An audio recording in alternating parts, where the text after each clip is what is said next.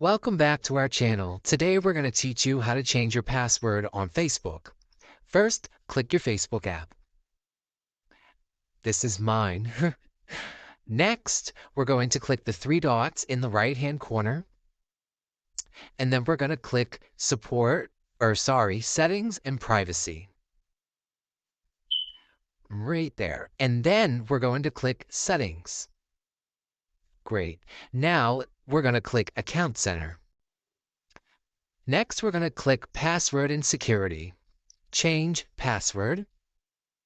And we're going to click the Facebook one. Great. Now you can enter your current password and then your new password and then you re-enter it just to make sure. It's pretty self-explanatory. Then you're going to click Continue and your password will be changed.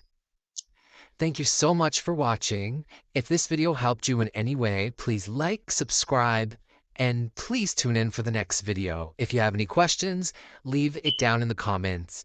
Bye.